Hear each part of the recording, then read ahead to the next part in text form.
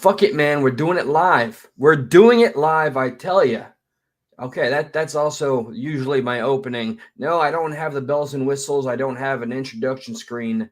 All I have is a microphone and a camera and a gentleman I am honored to know, which I'm sure he finds this immensely cheesy every time I say. But hell, I can't say I know too many journalists out there that are still trying their damnedest to speak truth to power. Okay, so yes, I dare say I'm proud of the individual that I have right at the bottom of the screen here. But first, I want to say hello to, all right, birthday chat supervisor Justin Rowan, which is the best name on all of YouTube. I just feel free to call him Mr. President because he's the true elected president. Don't strike me down with misinformation. Maxwell TV and Ted Phillips, some new names, Bert Gummer. Holy crap, that's a blast from the past. Without further ado, we got some videos, we got some topics. Me personally, I think I've been experiencing a little burnout. YouTube has been a little too dramatic. So this to me is a return to form, return to issues that I think should matter to everybody, regardless of what side of the aisle you stand on. What's up, Slim? All right, so I'm going to add the man himself, Canncon. Everybody, add the stream. Boom, there he is. Well, geez, you just set a bar really high for me, man. Come on, dude. It's the truth. There's not too many. I mean, you have been consistently chasing after everything that the mainstream has said. No, don't look there.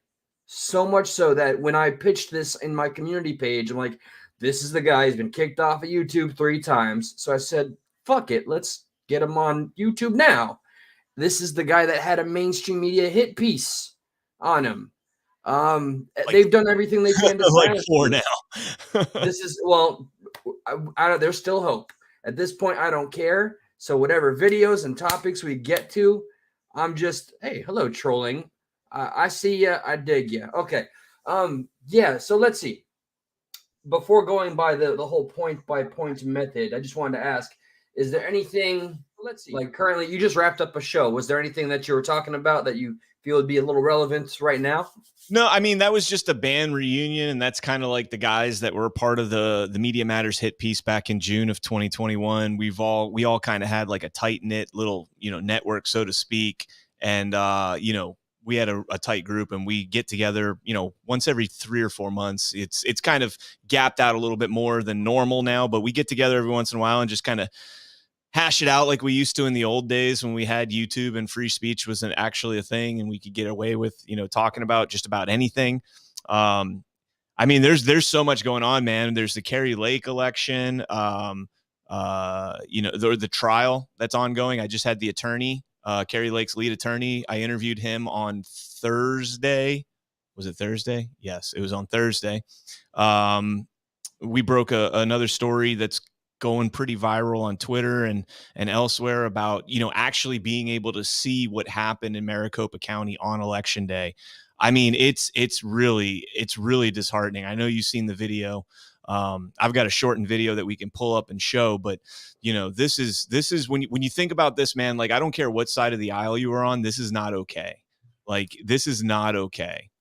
You know what, Eli, let's pull that video up now. I'm going to, if you want to jump over. So I'm going to actually look. So here's the deal is this thing is, I can't speed it up here. All right. So I've already sped it up. I shortened it a little bit, but I want you to keep in mind this video is edited, but nothing is taken out of it except for the space between votes that weren't counted. Okay. Now the whole video in all is about 12 minutes long. So let me just go ahead and play this real quick. Before it plays, I want to add a little facetious disclaimer. Oh, we have a Maricopa County, Arizona resident here right now. That's one of my buddies right there. My disclaimer, dearest YouTube, who I worship, okay? This is for educational, informational purposes, and if you strike me down for this, well, then I think we all know it sets the precedent of knowing where free speech is not wanted, even if it doesn't fit a certain narrative agenda or one side. With that being said, tail the tape by all means. What was strike me down and I shall become more powerful than you can ever imagine? That's totally what I was going for. So yeah, I'm gonna live that. Right there, a little Obi-Wan. All right, so check this out, folks. I put a little sound editing into this. So now there were 40 strangers that got together at this Journey Church Center in Maricopa County, and they're like, we are not leaving until our votes are counted in person on the tabulator. This one woman was there for over 4 hours trying to vote. See that? All right. Props to the resilience to want to see it through. And that's one person. Right.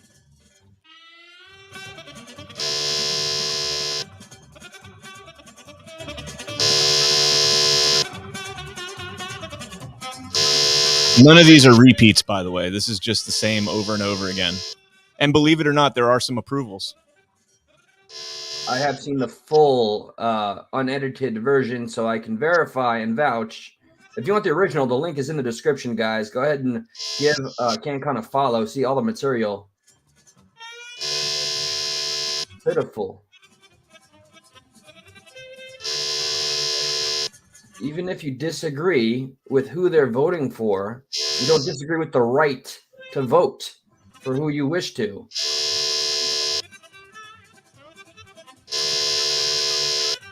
How frustrating.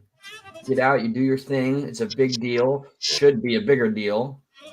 By the way, like I said, there will be an approval, but this is all in order. I'm not cutting anybody out. Nobody has been cut out from this process. I just cut out the time between each scanning where they're creasing out the paper and flipping it around and like blowing into the cartridge of the NES. Yeah, right. So nothing has been edited out other than, trying to go reject to reject to reject to reject. Was there any offered explanation? Yeah, we'll get into that in a second here. This guy's the first approved. Okay. John Fetterneck.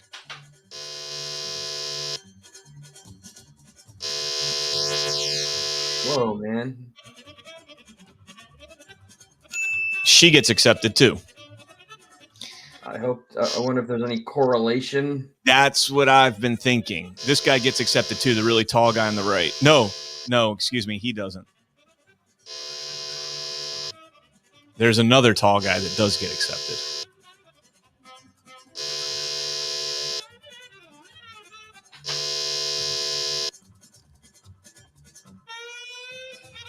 She gets accepted.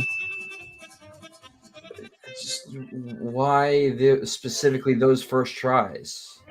Well, see, that's what I'd be interested in. Like, I would immediately stop counting, call an election judge over, and be like, let's pull out this ballot and notate it and figure out why this one was accepted and the other ones weren't.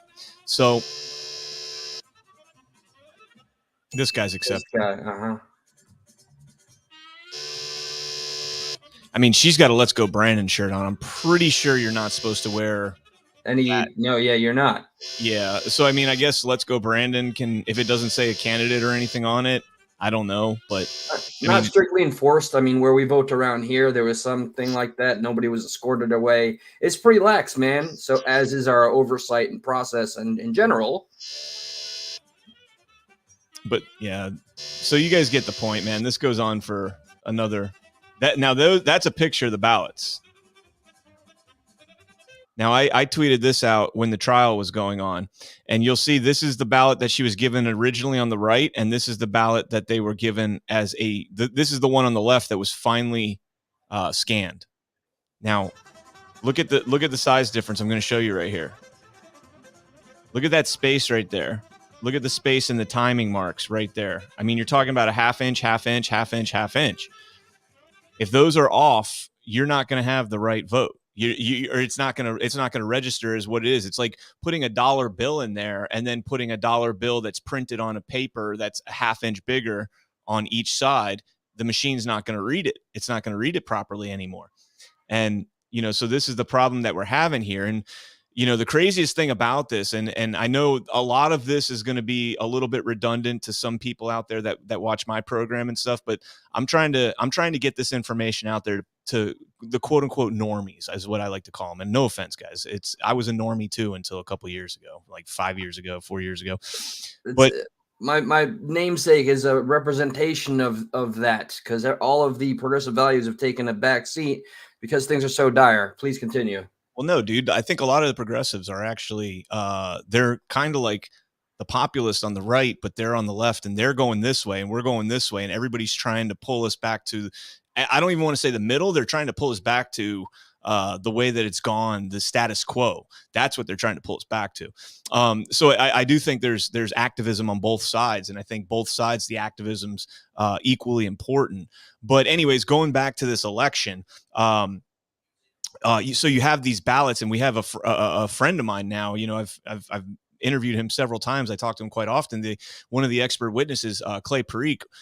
So Scott Jarrett, who's the elections day official, I forget what his actual title is, but he ran the elections day operations for Maricopa County, and he testified on the first day that there was no shrink to fit, or excuse me, there were no ballot images that were 19 inches on the paper. Okay.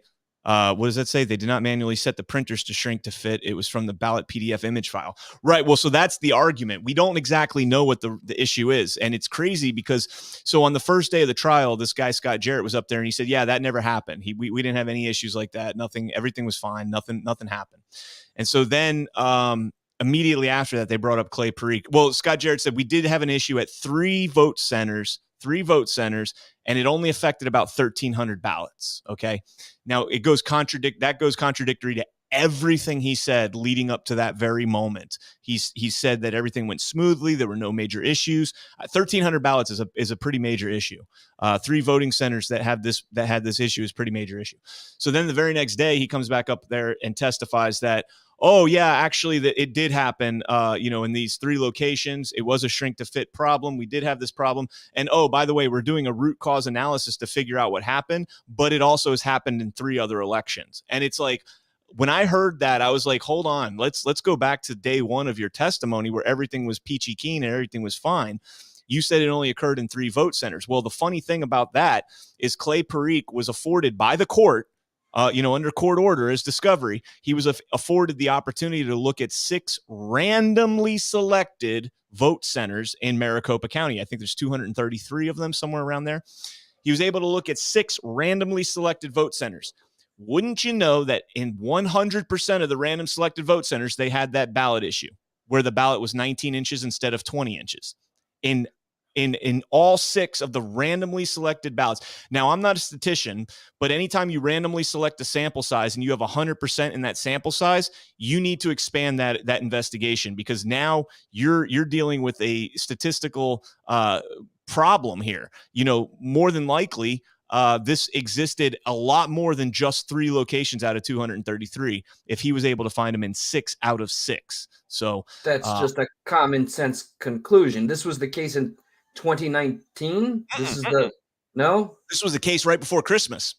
This case just happened. This case just happened on December. I think it was like December 21st, I think. And the judge came out with his ruling. So the problem with the case is the judge set this like crazy high standard for Kari Lake's team. Kari Lake basically had to show, and I hate censoring, but I'm going to self-censor a little bit here. He had to prove the F word. Okay. The 5-letter F word that sounds like laud. Okay. He had to prove that F word. Okay. That something was not right. She had to prove that. She had to prove exactly how many ballots were impacted. And she had to prove who did it and that it was malicious. Think about that.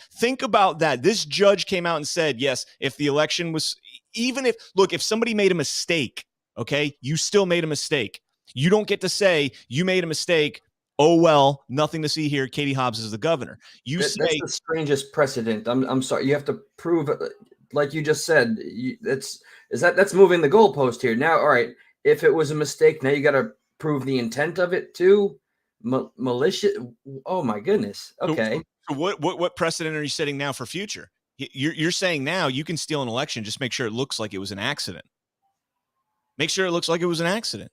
And so what the judge ended up doing is, so the judge, Kari Lake, filed the lawsuit based on 10 counts, 10 charges that she was making, allegations, whatever that she was making. She was given very limited discovery. I think she was given like a week of discovery and 5 hours to argue. That's all they got, was 5 hours to make their case. Most insane thing I've ever heard. Most civil cases will go on for a lot longer than that. and you have years of discovery, months of discovery, not weeks like they had, or a week in this case. And so they had 10 counts, and basically the only count they got was that the tabulator was rejecting ballots, and that was a major problem and caused major disruption, and that the chain of custody was not valid. And they proved both of those points. But the thing is either one of those is nothing more than a precursor to a further investigation. Neither one of those is the smoking gun. Neither one of those is the Colonel Mustard in the living room with the candlestick holder. It's not the whole thing. But if you have the chain of custody and you prove that the chain of custody has been violated, now what's the next thing you have to do? You have to actually go and physically look and see, was that exploited? If the chain of custody was breached, was it exploited? And I don't care how you have to do that. If you have to go through it with a fine-tooth comb, you have to go through it with a fine-tooth comb. Signature verification was one of the things that they wanted to do. They took that off the table. You can't go in and do signature verification. They've now proven that just through ballot images that there were numerous discrepancies with signature verifications. Going back to the tabulators with the 19 and 20-inch ballots. Well, now you have that issue. There were 4-hour lines at some of these precincts to vote, these vote anywhere centers. You had people that would go up and, we're Floridians, Eli, so we know what a Disney World Space Mountain line looks like in the middle of summer. And you just walk by the ride and you're like, I'm not waiting in that. That's 180 minutes for 2 minutes of a ride. I'm not waiting on that line. And you skip right over it. And people were doing that on election day. They were coming to vote on their lunch shift and they're like, crap, what the hell's going on here? So one of the biggest discoveries that I broke on Thursday with the interview with Kurt Olson, I was the first person to put this out. Some other people have put it out now, but this came directly from them. On election day in Maricopa County, the machines were rejecting ballots at the rate of 7,000 ballots every 30 minutes. See, all right, when you tell me the details of every time this has happened, I don't understand why, or maybe I do, because when the mainstream goes on and on about something, I guess we all get just kind of exhausted of it. But with these discrepancies and numbers, how can anybody turn a blind eye? Tell me the last time we've spoken about this, there's been far more traction. Well, yeah, we actually winnable? We have a case in front of the court now. Now, I think there's two things that they got coming up here that are going to behoove their situation. The first is that, obviously this is going to be appealed all the way to the Supreme Court, one way or the other. Kurt Olson has already told me, the attorney, he's already told me that they will appeal it to the Arizona Supreme Court at the very least. I would imagine the U.S. Supreme Court would be on the table for them. But by the same token, if Kari Lake all of a sudden wins in the appeals court, Katie Hobbs is absolutely going to appeal that to the Supreme Court. She's not just going to sit back and take it either. And so, this is going to be a battle that's not going to be solved on this field right here. This is just a pedestal to get up to the next one. I think they personally, I think they can win it for one of two reasons. One, I think the appeal that they've written is very good in the sense that the judge set a standard that was not a civil standard. He set more of a criminal standard. And even then it was beyond, it was insane to think that, like, you just disenfranchise, you're just disregarding the Constitution and law. If you're making somebody prove criminal intent in order to show that there might have been something that happened in the election, whether it was malicious or not.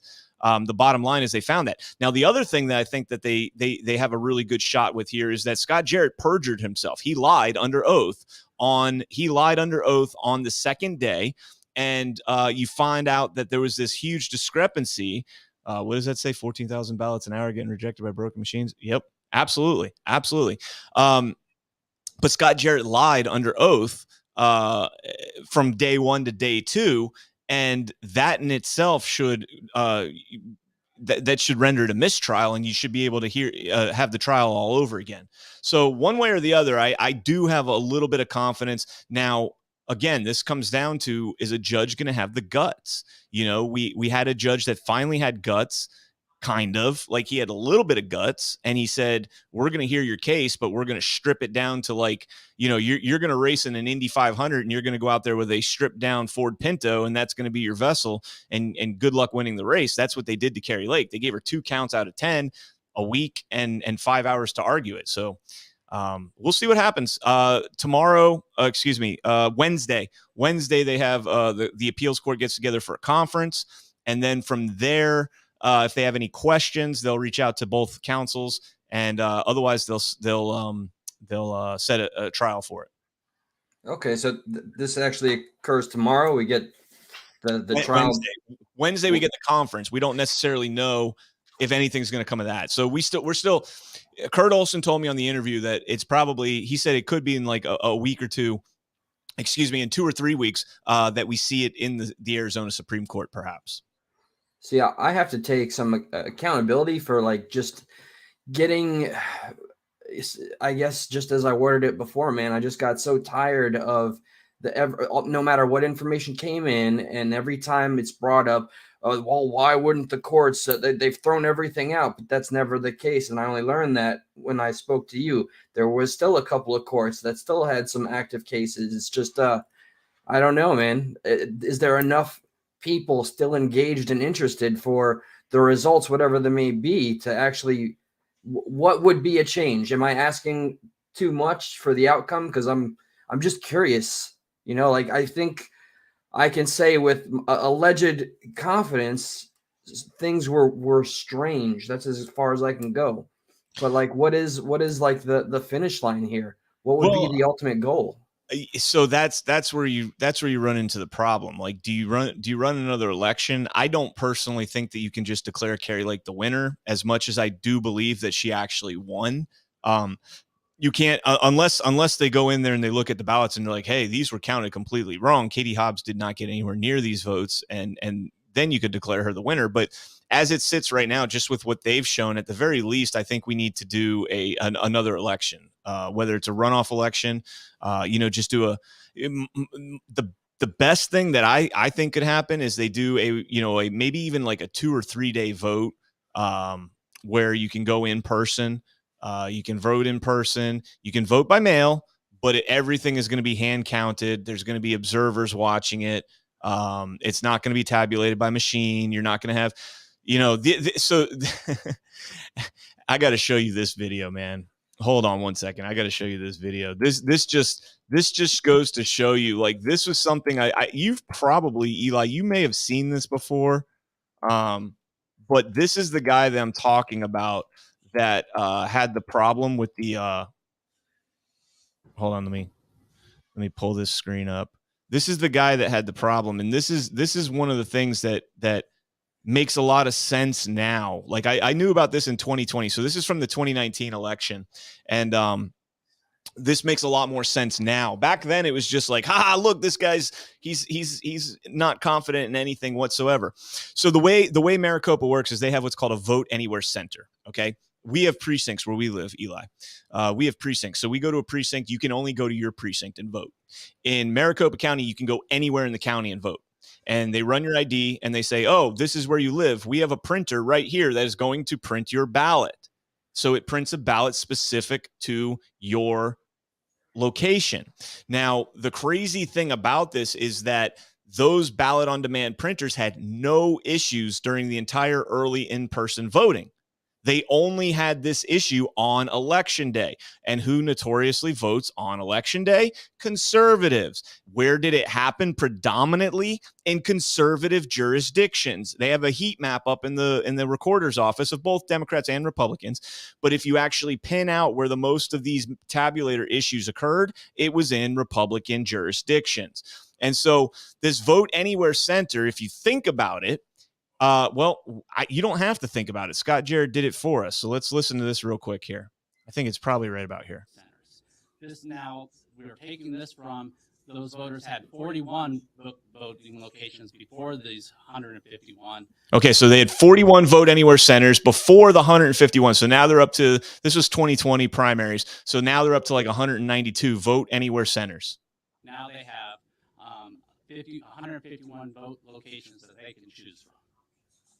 And then with that, we're also going to be providing those voters with the options and the ability to, I'm sorry, I can't do this. What? Oh, that's strange. Yeah, let's play that again. And then with that, we're also going to be providing those voters with the options and the ability to, I'm sorry, I can't do this. So he's going with that at these locations. We're going to be providing the voter with the opportunity to both blank. And the next guy that comes up is Clint Hickman. He's on the Board of Supervisors in Maricopa County, and you'll see him right here. He comes up. First, I want to remind the public that and says nothing. He completely ignores what they were just talking about. He doesn't say a single thing about, he doesn't finish his thought whatsoever. So that's the guy. Salad fluff piece. Okay. So that's the guy that was testifying under oath in the Kerry Lake trial last month. The guy that said, I can't do this.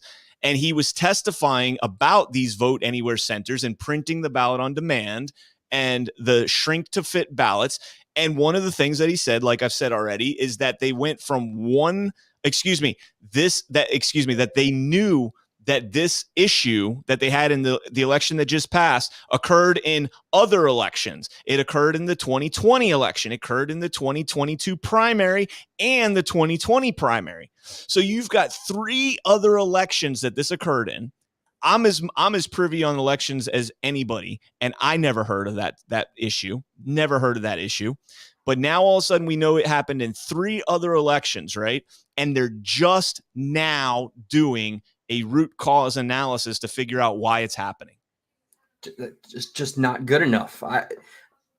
See, this is why I find myself continually disenfranchised, and sometimes I worry that it comes off that way to the people that watch me. I have been slowly dying inside with my hope and optimism for this country. There's just so many issues, and I think this goes as far back as Gore and Bush, okay? I mean, and even maybe beyond that. Just the illusion of the choice is what we've been chewing on for so long.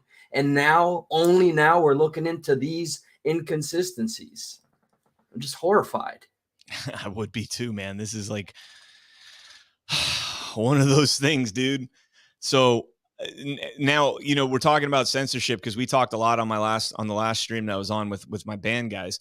We were talking about censorship, and I mean, you saw the Pfizer thing, right? That's what I was just watching Tim Pool for. He said something, right? Oh, no. Have you watched the actual Project Veritas? Oh, yeah, I did. Okay, in its entirety. Yeah. Okay. So you know that Project Veritas got censored on YouTube for that, right?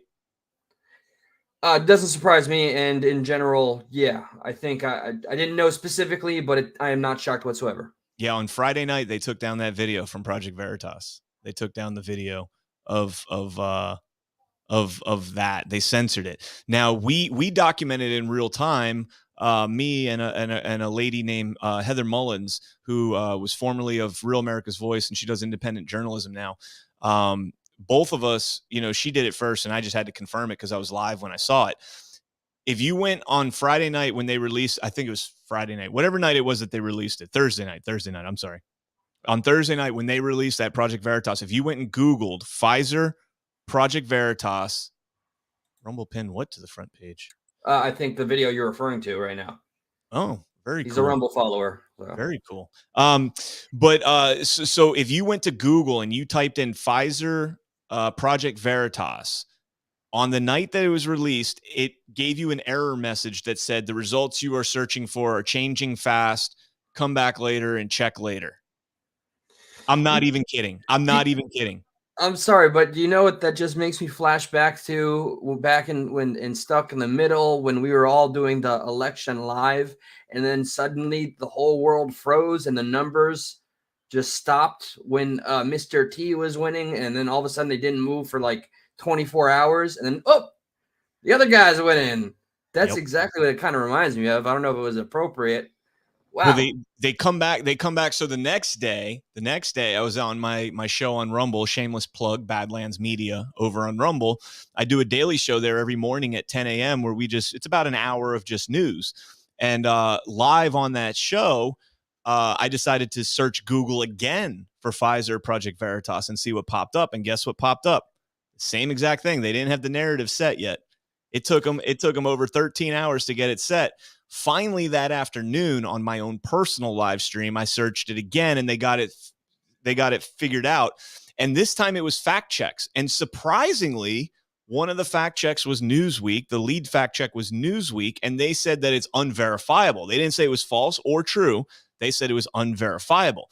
Now, that's a little disheartening because I don't know what's more verifiable than the director of research and development for Pfizer and the mRNA smart vaccines, or whatever they call them.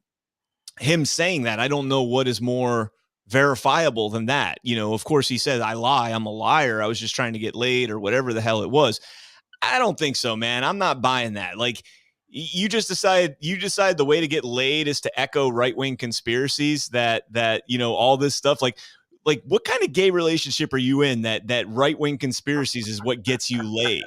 Like that just, like, nobody's even, this is the first time I'm bringing up that point, by the way. I don't think I've ever heard anybody make that argument that you have in New York, I think it was in New York City, very liberal town. You have a gay man that works for Pfizer, and his way of impressing another gay man is, presumably gay, is Undercover gay. Yeah, undercover gay. The way that I mean, that would be like me going on a date with a liberal and being like, Joe Biden has dementia and he's absolutely fucking insane, and we need to get this figured out. And she'd be like, huh? And I'd be like, yeah, Trump is the greatest president ever. And they'd be like, huh? Like, that's what that is the equivalent. This guy was not lying. He was telling the truth, and he was just trying. Like, when you commit a crime, you want so bad. Look at what Time Magazine did in the cabal story, the hidden cabal, the conspiracy and all that. When you do something like that, you want so bad for everybody to know what you're doing that you tell them. And he just couldn't help it. Just, there's no commentary. That's what, and you know what was it that they said it's unverifiable? I find it just, I see some synchronicity here, just like we've learned on YouTube to use code words for words that are just too pungent. That, to me, is the mainstream's way of coding up that the truth was told out loud. Unverifiable. It's the truth, but it's we just can't verify that it's the truth. You get me? So just everything is a mirror image of itself. Watching the mainstream and then coming here to watch YouTube, I'm just starting to see one bleed into the other, and nobody's doing anything about it. This is why I'm really sincerely thinking about taking my hat ass over to freaking Rumble here, dude, because I keep running into trouble here. Supplement, man. You definitely need to supplement. You should absolutely have a Rumble going at the same time consecutively. I mean, it takes a little bit more effort on your end, but trust me, it pays off dividends in the long run, because, I mean, look what happened to me. I got obviously got hit on YouTube. I was making a great living on YouTube. Don't get me wrong. And look, I'm not, I loved YouTube because advertisers paid me, not listeners. And now over on the other platforms, a lot of the monetization is dependent on Rumble rants and all that. The ad revenue on Rumble is absolutely crap, but that's why I've picked up, advertisers, that pay out for that, so that I'm getting paid by them instead of the listeners. I don't want to be paid by listeners. I don't think that should ever be a thing. If they want to donate, that's fine. I'm not going to stop anybody, but you need to kind of hedge your bets, man, and kind of, have a contingency plan in place. And that, to me, is Rumble. You got to get away from this platform. This platform, they change the rules like we change our underwear, man. I keep running into the wall that is, I feel like I'm at my best when I don't have to hold back. And so it's just an inevitability. And yeah, it's amazing what you can say now that would get you removed, or 3 strikes in one go, that suddenly it's just okay. It's that cheesy line I continue to say, they took the rights we already had away, and then they learned a way for us to say, thank you for giving us the rights that were already ours. It's just such a tactic. I hope you don't. Exactly. All right, we are the kid asking for the porridge, and the mainstream are just outstretching to us. Please, sir, can I have some more? Hard segue. Can I have some more? I wanted to touch on. Well, I don't. Oh God, I'm gonna come up. There's some people in here that never seen this side of me. All right, don't take it the wrong way, but I'm gonna just, I can't be wearing a damn collar. I heard something about the great country of Finland. Oh my goodness. And by God, they really, this is such a progressive thing that they've done. They went ahead and found such a graceful and poiseful sport that women can do way better than men, I think. But I don't know. All right. So what I have open actually is your Facebook. It's just the video and your name. Should I No, not pull that? don't play that. Well, I mean, I don't care. Okay. I don't care, but Yeah. here, I got it right here. I can play it. Now, guys, there are hey voices, hi Maxwell, Shane, Queen, Jeremy, everybody, hello, and T Unit. This video, yeah, I just stopped caring about putting up stuff that might get me in trouble. All right, the American spirit is rebelling. It's not just being copacetic with what you're told to do. So yeah, we're gonna play some stuff here that might get me in trouble. So Here let we me go. play it, and then we'll talk about how. Yeah, let's just play it because this is going to offend some people. It will. It will. Be ready for offensiveness. Yes, all that stuff. Now, I have to preface this by saying that this is Finland's first transgender figure skater in this event. I think whatever. I don't know if it's first overall or what, but this is like a major figure skating event that's going on in Europe right now, and this is the opening ceremonies for it. Now, the music I added, it's not the actual music. Okay, guys. No, you sure? Yeah, I'm sure it fits probably better than what they were skating to. But here, check this out.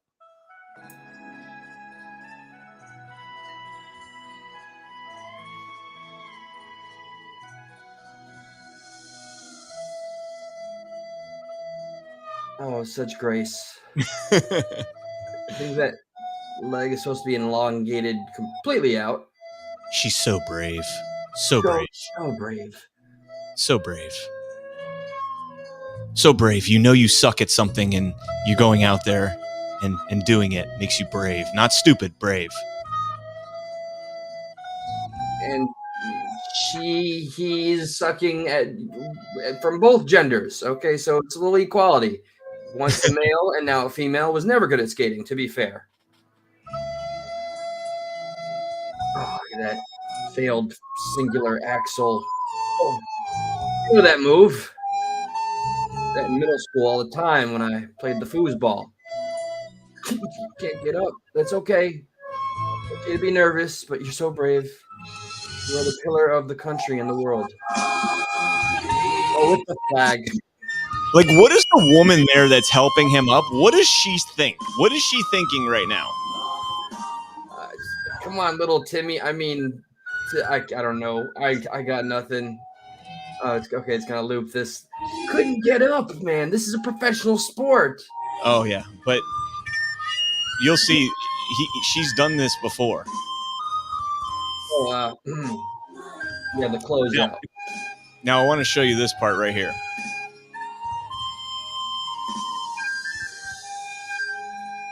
Is that not Asian? Is that not racist to wear Asian face? I mean, this geisha wear powder. I thought, okay, no, it's only okay when it's, a side you can't call out because in their minds they're extremely oppressed. So two negatives make a positive. Didn't you know the rules? Come on. Oh, wait. Whoa, man. I heard some gurgled voices. See, all right.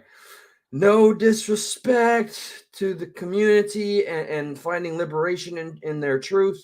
But I mean that you can look at that and you can have an opinion and look, that's just not a good athlete. Can you say that without being called a bigot? That was a poor example. And then everybody doing flags, right? I mean, I don't know. Look, I'm not making fun of the guy for being transgender. Not at all. Just a shitty skater. At all.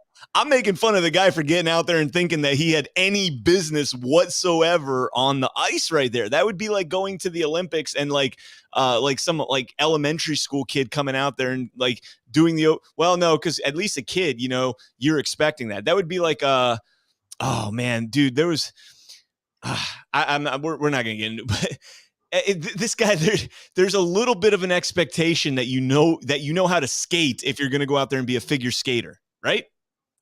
One would certainly hope. Okay, I love pulling this card. I DJ'd for 10 years and wore my quads, my skates almost every damn day, and I got pretty good at it, and that was insulting to watch. But I wasn't Right. an ice skater somehow, though. Well, those images, they will not haunt me for the reasons that people want to think, because it's some bigotry thing, but for the reasons that Sherm is not a professional athlete. Okay. Let's get that out there in the open. At least Another call it improper. I kind of messed with both, and I added I do the Sherm thing. It's very insensitive. I saw somebody with the flag, mad love. It's all good. Shade, UD, okay, all pride, all love. Okay, sorry for doing this. But here's the thing, and like I was literally just saying this on the other podcast. Like, if you want to be transgender and whatever, that's on you, man. That's on you. But tell me where in the Constitution it says that I have to acknowledge that or anything of the sort. Like, I'm saying this as a whole. Like, I'm actually the kind of guy that's like, I don't give a shit, man. Like, I don't care. Like, if I see a transgender some person working at a restaurant or something, or anywhere out in public, and I have to address them, I'm going to address them the way that they expect to be addressed, just because I think I'm a good person. But if God forbid I mess up and I misgender you or something, don't flip the fuck out on me. Like, I have the right to call you whatever the fuck I want to call you. There's no law that I have to do that. They tried to pass that up in New York several years ago. That didn't work. But, it's just this, we're getting to a point now. We just came off another podcast where they were talking about putting menstrual female products for menstruating in both gender bathrooms in an elementary school. First off, should you even have them in the girls' bathroom in an elementary school? Like, what's the oldest you are in 5th grade? 10, 11? Like, are we putting that many hormones in the food now that 11-year-olds are starting to have that issue? And if they are, that's fine. But are they already at the point now where you've brainwashed them enough that they think they're at 10 years old, when they still think Santa Claus is real and that the Easter Bunny is real? They're at the point now where they believe that they might be the other gender because enough people have told them that you're probably not what you think you are.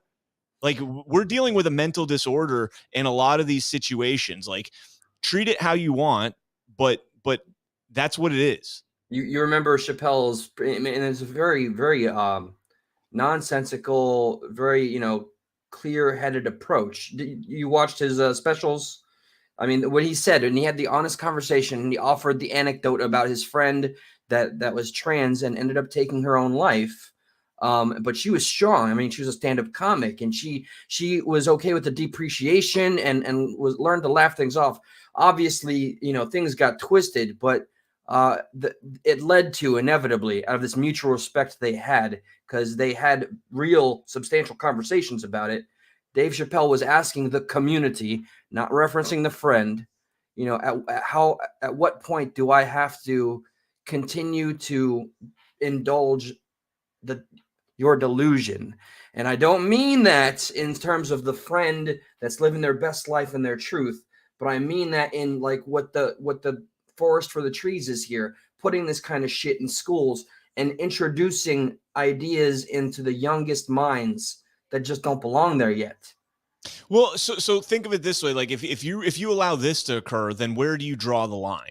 Like, if you allow a boy to think that to tell everybody that he's a girl and be treated as a girl, go to the female bathroom, all that crazy stuff. Okay, where do you draw the line? I mean, obviously you have these furry things. So are we going to allow kids that think they're a cat to go out and piss on a tree? And just out in the open, just drop their drawers and lift their leg and piss on a tree? Like, are we going to allow that to happen? Or like, where's the line? It's kind of like that, that PETA sign where it's like, where's the line? And it's got all the different animals, and like somebody draws the line and like right here, where is the line in that? Like, we're going to allow people, like, I know we're saying right now, oh, come on, we don't want them to be animals and to be inanimate objects and all this other stuff. We're just talking about established genders. Okay, well, established genders for centuries that men have a penis, women have a vagina, and that's the way it goes. And now all of a sudden you guys are trying to distort that reality. And what happens in 5 years when, okay, we've accepted, okay, we've caved enough that boys with a penis can actually be a girl? Where do you go from there? Then they're like, well, you know what, I'm actually not a girl, I'm actually an elephant. and I have a trunk, and you have to acknowledge that I'm going to drink 300 gallons of water a day. I don't know, man. We're on the verge of just going into sheer insanity. People, I've noticed, and I've come from the side that's used to be paraded and celebrated as being the most progressive and the most unified. But don't have a Biden moment. I swear, Eli, I will slap you into the future. Whatever it was meant to go, it's gone. Okay, that's all. But all right, let me pivot quickly to a comment from someone. Go ahead. All right, well, somebody said in Connecticut they are allowing. That's the comment I wanted to see. Jeremy Ripley, please email me at canncon@canncon.net. And if you can show me any proof of that, water bowls in the classroom, anything along those lines, please get at me. Canncon@canncon.net. Here's somebody very level-headed and fair, and pulling up every comment. All right, Jane Gypsy, respect, and I hope you find that we're dealing with this as respectful as possible. What I was going to make was a comment about the nucleus, the organic family nucleus. Not that it's being attacked, okay, because that's what everybody seems to pivot to when you bring up that it's changing a little bit. That's where I want to see what is the real end game, what would be the damage, So that's what I bite and doubt about. So all right, so Jane Gypsy, yeah, but we can't just believe all these stories we hear or see on the internet. It's a hot topic and people make shit up. I'm not saying it doesn't happen, but some of it's exaggerated. She also mentioned in 5th grade she knew people that had periods, or children that had periods. Like I said, I don't know anything about that. I just thought that was a little bit bizarre to me. But of course, I don't have children and definitely don't have girls, so I wouldn't have the slightest idea about when that's supposed to happen and all that. As far as what she's saying about internet stories on the internet and all that stuff, I get that. And look, I don't give a crap what other people do. I'm a constitutionalist, a libertarian, small L. I don't give a crap what other people do in their free time. The only thing is I don't want that infiltrating our schools. Okay. I don't want that in public schools. I don't want my tax money going towards LGBTQ education and teaching kids about, that they may be gay or they may be trans or whatever it may be. That's not their job. It's never been their job. That's the parent's job. If something comes up and the teacher wants to have a discussion with the student and the parents, then fine, go for it. But I don't, that's the only thing that I care about. Once you're an adult, I honestly don't give a shit what you do, to be honest with you. I really don't care. And like I told you a second ago, I will be as respectful as I possibly can. I mean, I might misgender you, and if you freak out on me, I'll freak right the fuck back at you. But if you tell me I'm a ma'am, I'll be like, oh, I'm sorry. I'm sorry, ma'am. Whatever it may be. But it's the kids that really gets me. It's the kids in elementary school and stuff. And they need to, at that age, there's so much that's going on in your body at that age that you have no clue where you're going to be in 5 years. If assuming you're 16, 17, 5 years, 10 years, 20 years, whatever it may be, you have no clue. I am nowhere near the same person I was when I was 14, 15, 16 years old. Not in the least. Not in any way, shape, or form. I'm a totally different person. And to make a decision like that for a doctor to violate the Hippocratic Oath, to do no harm and to remove body parts that are perfectly functional, that are not, something that needs to be removed on minors is absolutely fucking insane. Criminal. It is criminal. It is, in my opinion, it is criminal. I'd recommend to anybody that may feel any kind of way about the topic. I know it's sensitive, and sometimes, you may feel you're not being represented. Go ahead and find the documentary that I absolutely adore. What is a woman? Very simple question. And boy, oh boy, does it twist your neck around a couple times, even by the so-called experts. Okay, we got people that went to university saying, yeah, no, it's okay to, just 11 years old, 12 years old, and don't need consent from the parents. That is not a world I feel comfortable in, and I think it's okay to have discussions about it. That's where I stand, as safely as possible. And we just saw today in this Hauk guy. So there's this guy Hauk. I don't know his first name off the top of my head, but I think it was Mark Hauk. He was arrested. He's a pastor. and he was working at abortion clinics. He was across the street working as an abortion counselor. And so volunteering, it was like protesting, but a little bit different. As women would come in, he would offer them prayer. He would offer them counseling. He would offer, different things. I mean, he wasn't standing there saying, "You're a fucking baby killer," blah, blah, blah, none of that. And there's an escort that would walk these women in. And the federal rule is you're not allowed to mess with the guy that's walking, the escort that's walking these women in. Fine, no problem. Now, at one point, that escort that was walking the women in and out approached Hauk, this guy Mark, and his 12-year-old son, and started mouthing off to his 12-year-old son. And he said things like, "Go home and masturbate. Go home with your pedophile pastor father. Your dad's a bad person." Like he's like just going off and saying really nasty sexual things to a 12-year-old kid. And Mark said, "Stop it, stop it." Kept going. And he pushed the guy. He pushed him out of he was assaulting his son. Assault is verbal. He was assaulting his son, and he battered him. He pushed him out of the way. Well, the police came out, and the police took a report and everything. And they're like, "Yeah, we got no case here. He was defending your kid. He's a 12-year-old kid, and you're sexually harassing a 12-year-old kid. That's a felony. You defended him, pushed him off, whatever, no problem." Well, the Biden DOJ came around after the fact and pressed charges against him, arrested him, and ran him for violations of, I think it's like the FACE law or something, FACE. I don't know exactly what it is. It's like freedom of abortion clinic entrance or something like that, the FACE Act. And so today we found out that he was found not guilty on all charges in the federal court. So the federal court today upheld that the father is allowed to protect his child. Okay. So, that was a big thing right there. And I see somebody said assault is physical. No, it's not. Assault can be physical or verbal. Battery is physical. But yeah, the courts upheld that. So that was a huge victory today for parental rights. And it wasn't even really a parental rights case.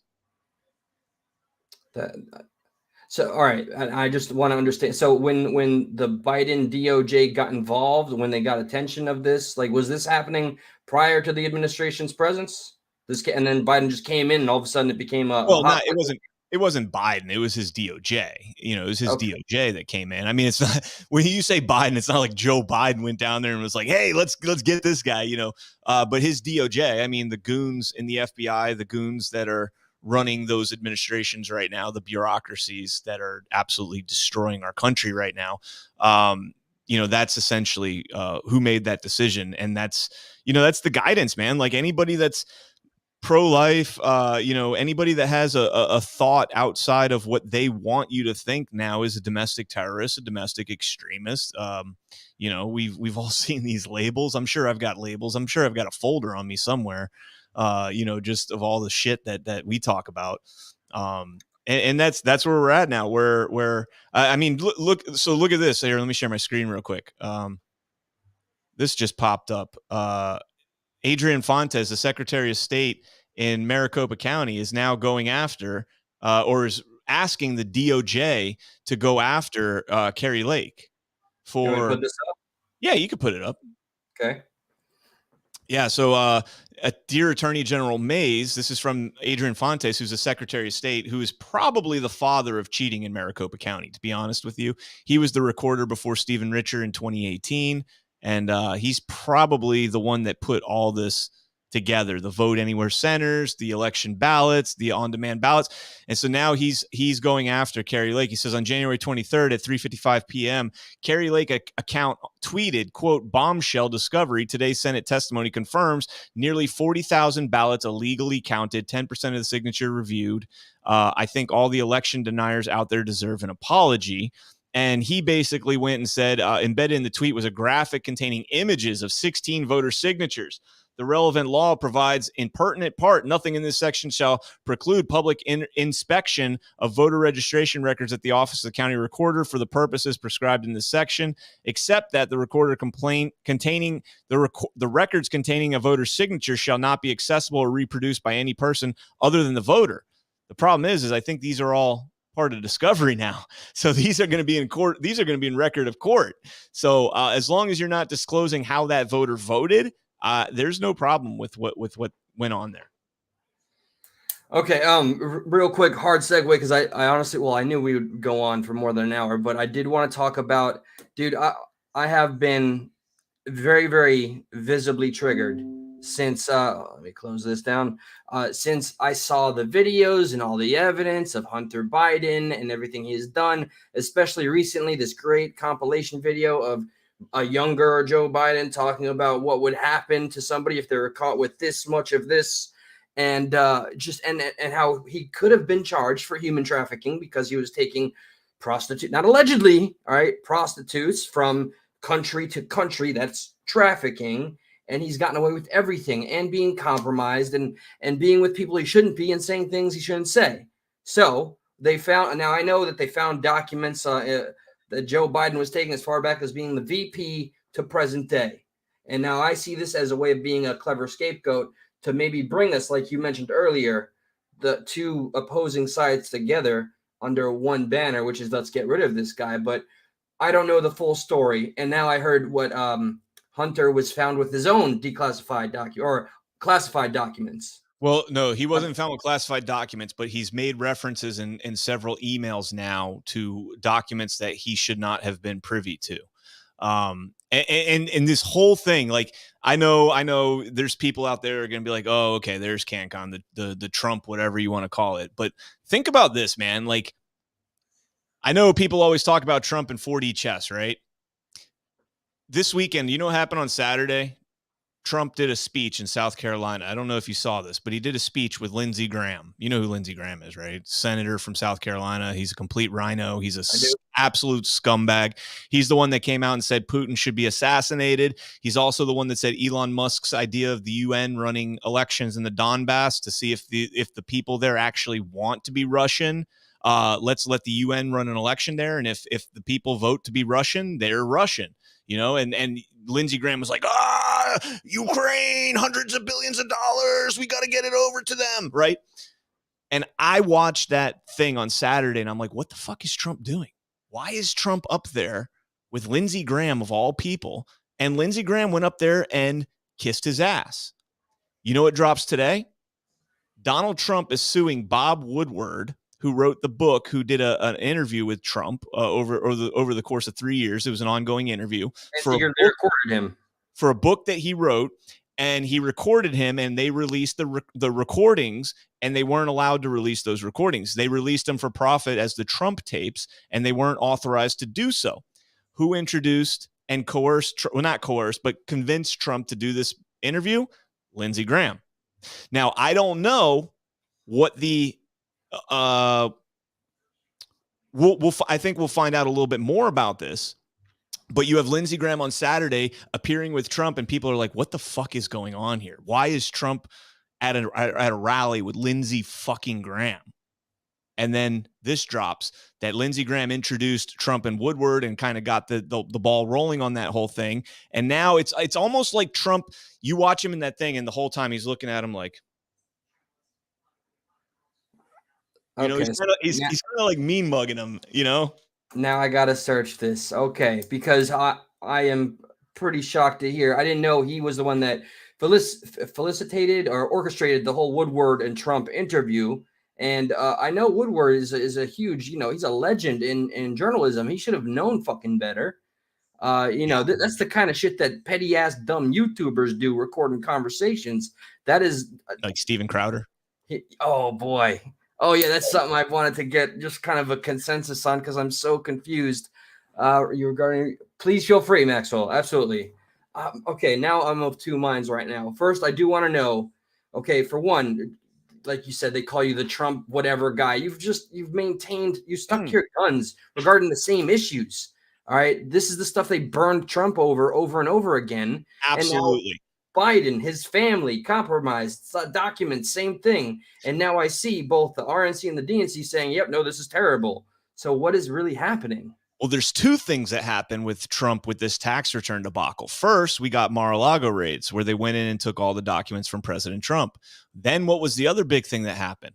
They got his tax returns. Funny you haven't heard shit about that, right? That was like a month and a half ago. You mean to tell me that all the king's horses and all the king's men couldn't put Trump's tax returns together quick enough to get a story out there? Because there's nothing fucking in there. It's been a witch hunt the whole time. And Trump they got them over. And now what's going to happen? So Trump goes in with these classified documents, right? He's got these documents at Mar-a-Lago under lock and key. The FBI Miami field office has been in contact with them. The NARA has been in contact. The National Archives has been in contact. The FBI Miami office went to Mar-a-Lago and was like, yeah, hey, I mean, this isn't too bad. This isn't so bad, whatever. And then months later, what do you get? You get this magistrate judge who has ties to Epstein, who has ties to, some guy that Trump pardoned in 2020. He was actually the one that oversaw the hearing on that guy. And so you have this judge that signs off on this warrant for the Miami field office. No. The DC field office to come down to Mar-a-Lago and do the raid to get the documents back. That's right. Yes. Why wouldn't the Miami field office do it? You could have saved a lot of money. This kind of sounds like the guy, the triple amputee Air Force veteran that did the build the wall thing that lived up in Green Acres, Florida. All right. And he got drug out of his house by federal agents. Where did those federal agents come from? Miami field office? No. Palm Beach field office? No. Southern District of New York U.S. postal inspectors drove all the way down to Florida to arrest a fucking triple amputee veteran because he fundraised for Build the Wall on GoFundMe and used that money for the wall over there. And they arrested him, and it wasn't local authorities down here. And it was fucking disgusting, man. They drugged this double amputee, so he had both his legs missing and he was missing one arm. And they drug him out of his house. They didn't bring his wheelchair or anything like that. It was fucking crazy. So anyway, so you get this raid on Trump's land property. Like I said, that's straight Gestapo shit, man. That's a hit squad with the mission traveling all the way to do the dirty work of the. Not going to say the state, because local just is like, this is not, they're not breaking the law of the land here. Okay. Just imagine what you're thinking as a federal agent. Like, they're like, hey, mount up. You guys are driving down they drove. They didn't fly. They drove down to Florida from New York. That's like a 22-hour drive. All right. 22 hours on the road. And you're like, what the fuck are we doing? Why are we driving down to Florida? We don't have federal agents down there. Oh, they're not corrupt as shit like the Southern District in New York is. And they would look at a fucking warrant or whatever for something like this, and they'd be like, this is fucking stupid. I'm not doing anything with this. Are you kidding me? I'm not. What am I going to do with this? So anyways, you get this raid here. Now what happens? Nothing came of that raid so far. I mean, the documents, first off, the documents were declassified, right? You know these documents, like there's a legit memo. Yeah, if you're referring to the documents that they kept on going after Trump for. I know. It was another nothing burger. The White House menu, the White House memo, the White House memorandum about declassifying them, right? Correct. Okay, you've seen it. So he declassified those. It's documented. I declassify all relevant materials to Crossfire Hurricane, the FBI investigation on Russia collusion, all that stuff. And he has the authority to do that. I've challenged now several attorneys because as a journalist, I've written to a Stanford law professor who is bashing on Trump for this. And I said, excuse me, can you tell me what the process is for a president to declassify documents? Oh, well, it's he has to go to the proper authority. Okay, well, who's the proper authority? Because Egan versus the Navy says that the president is the ultimate authority on declassification of documents. So who does he go to that's higher than the president? Please tell me. Oh, well, I'm just reading the warrant. I'm just telling him what my overlords told me to say. That's pretty much what it boiled down to. Another guy did the same thing, and he referenced me to a PolitiFact fact check, and I said the same thing. I wrote a fact check. I wrote about it, and I said, dude, you contradict yourself in your own fact check. And other people are arguing against you as well. The president can declassify anything that he wants whenever he wants, and that's it. That's all there is to it. The fact there are people out there, legal minds, that argue that if the president, while he's still president, takes documents out of the White House, that in itself is declassifying the documents. That's a thing that I'm not saying that's what Trump did, but I'm saying like they're saying that the inference, like the president is the only person in the entire world that can declassify any U.S. classified document with no oversight. He doesn't have to report to anybody. Joe Biden famously made a joke and said, "Oh, you mean I can wave a magic wand and declassify?" And he goes, "Well, fine, I declassify everything." Well, guess what, Joe? You just fucking declassified everything. You just declassified everything. But anyways, so now we fast forward to where we're at today. Like the left media flipped out. Everybody's like, we got him this time. Trump's going to be in an orange jumpsuit. We got him. Lock him up. You know, they were freaking out. Like they were parading around everything. Then what happens? Joe Biden finds documents at the Penn Center at the Biden Center at the University of Pennsylvania. Bad, right? Then what happens after that? Now we found more documents at his home in Delaware, locked in his garage. Then we find more documents in his home. Then we find more documents. I don't remember where the other place was. We found like five different locations with classified documents. Here's the problem. Joe Biden was never president.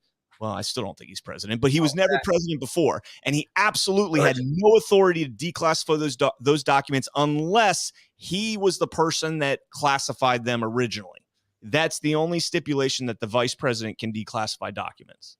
And that's what I wanted to outline here is that they found documents as far back as him being the VP. So he would have had no right, no carte blanche to go ahead and remove any such documents from the White House. And I just want to know, because I'm not ever tuning into the mainstream. Are they playing it as fair as if it were Trump under scrutiny? Are they talking about removing him, impeaching him? What they are? So Merrick Garland did finally break down and assign a special prosecutor, or excuse me, a special investigator, and that's Robert Hur, the Attorney General from the Assistant U.S. Attorney. I'm getting a little. I'm having an old fashioned, man. I'm drinking an old fashioned tonight. So. Live it up, brother. You good? The attorney from the U.S. attorney from Maryland, Robert Hur, who was a Trump appointee, but I don't know that we're going to get like anything.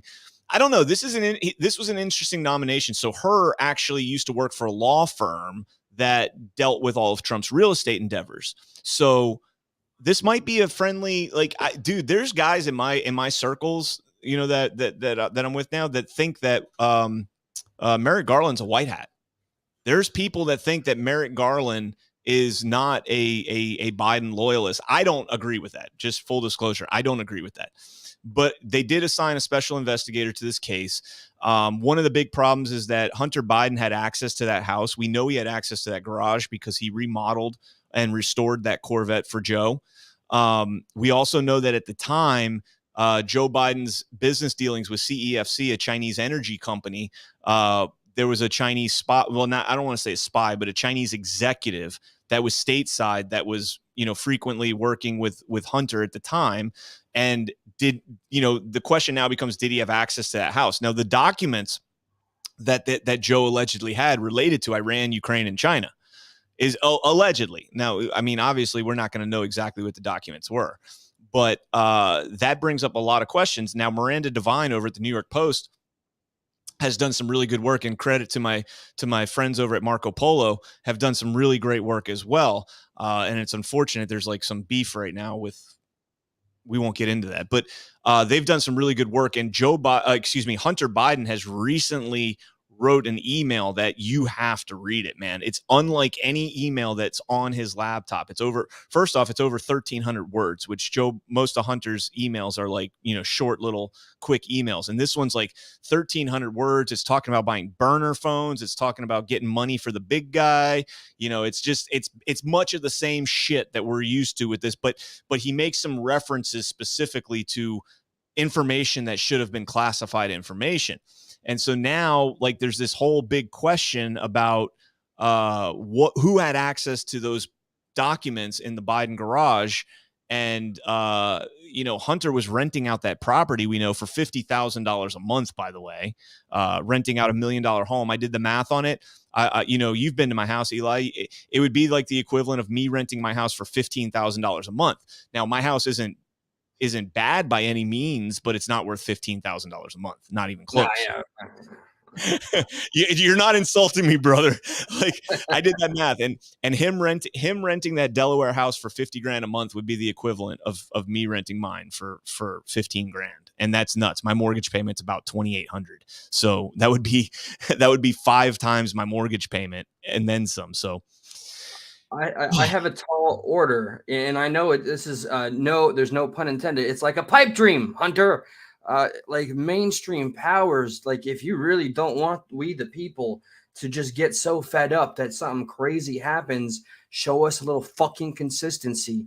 Take down this family. They are compromised. They have been a compromise to our nation, to so many things going on behind the curtain and right in front in plain sight.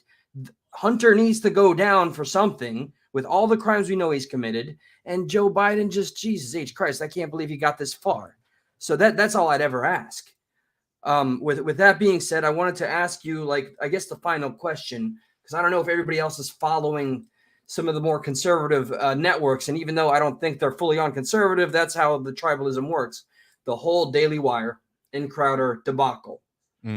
My concern is that it's going to be more of a divisive network when we do need unity more than ever, because I see the tribes forming already. What do you make of it as an independent journalist yourself? That you do get paid by the Gateway Pundit, though. I don't like either one of them, to be honest with you. I don't. If I had to choose one, I would probably say Crowder, just because I think he's more entertainment than he is information.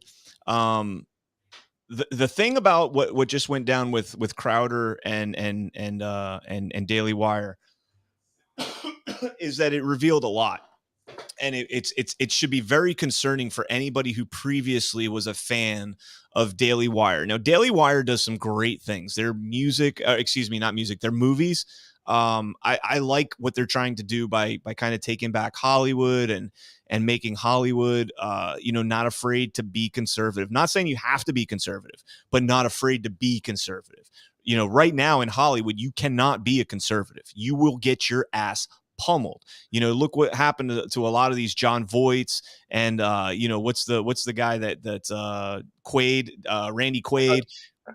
Yeah, you look at some of these guys that came out as conservatives and they just got absolutely destroyed. So I appreciate Daily Wire for what they're doing in that regard. Now, the thing that really irked me about their contract, and I was watching Steven Crowder on Tim Pool talking about this, in that contract, Daily Wire basically was telling Crowder that if you get suspended from Twitter, Facebook, YouTube, any of these platforms that are monetized for them, you're going to pay a penalty for your work. And so what they're basically telling Steven Crowder is, you better make sure you don't say anything that you better toe the line. Basically, you better toe the line. If you cross that line, you're in trouble. You better toe the line. That's insane to me. That's a representation of what I thought they were the opposite of. So yes, I'm with you on that. That's exactly my philosophy and my thought process when I heard that. So now you're saying that if Candace Owens gets demonetized on YouTube, she's going to lose a lot of money. And so what is Candace Owens going to do? She's going to tread lightly on YouTube. She's not going to say the things that she would normally say. And that's a problem. I'm not paying to hear somebody talk within the confines of YouTube's echo chamber. I'm paying for your content because I know who you are as a conservative and I like you as a conservative. So I want to hear your input. And the second that you are being manipulated by a platform to keep your voice to a certain level, so to speak, that's where I have a huge problem. And that's what was exposed with the Daily Wire. Is the Daily Wire is just a cesspool of cucks that are listening to YouTube and saying, okay, YouTube overlords over at YouTube, we'll make sure that we stay within the realm that you want us to stay in. And that's not what I want in conservative news. And I was in an argument tonight with my boys over at the band because some of them are still on YouTube. And I'm like, I will never go back to YouTube. And if I do go back to YouTube, I'm going to talk about all the things that they don't want me talking about. Well, that in part is one of the reasons why I just wanted to also get you up on here, because I have just I've grown to almost my limit, and I'm not monetizing this because I think that would somehow get more attention by the overlords. I want this information, everything we've covered, to be free to the public. The only thing I'd ask for anybody that's new here, go ahead and take a dare. If you find this channel thus far worthy, go ahead and hit the, I'd like to say, subscribe button, the subscription button, and let's see where it goes from here, because I am done going with the pettiness and the drama. I want to focus more on the larger issues at hand. So I want to exceptionally thank you, Canncon, for coming back, reminding me of my fucking roots, because, man, I've been led astray for a while. I'm in some limbo. I hope in the near future, I guess our availability's providing, I can pay another visit. We never went over the Barron Trump story. And yeah, we got that one. So just, and to all of you here, the family, okay? I know things have been crazy. I'll say hello to Trisha, Dawn, Queen, Anarchy. I'll just call you Mitt because I get it wrong every time. Jane Gypsy and everybody else that's been here. Birthday chat supervisor. Oh my God. Birthday chat supervisor Justin Roran, my favorite name on YouTube. I love saying it every time. Keeps me on my toes. That's it, guys. Good night. Remember, let conversation overcome the willpower to go at each other's throats and have a confrontation, because only then we can speak truth to power. Good night. Yeah, I like to make these long and awkward. All right, end broadcast.